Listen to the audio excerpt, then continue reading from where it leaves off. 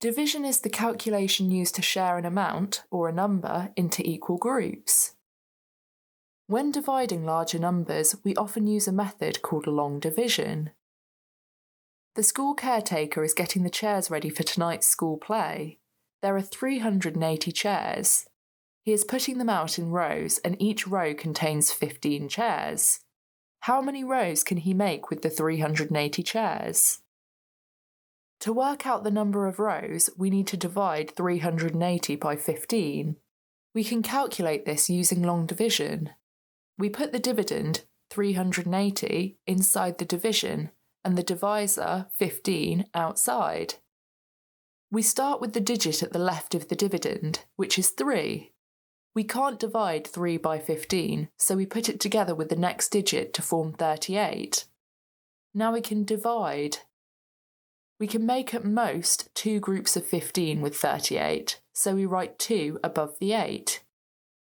Now we multiply 15 by 2 and write it under 38. 2 times 15 equals 30. Next, we need to subtract 30 from 38, which leaves 8. So 38 divided by 15 is 2 remainder 8. Next, we bring down the 0 from the ones column to form 80.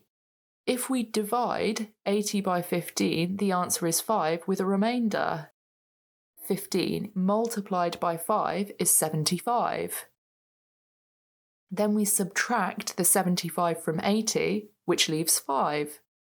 This is our remainder. 380 divided by 15 equals 25, remainder 5. The caretaker can make 25 rows of chairs and will have 5 chairs left.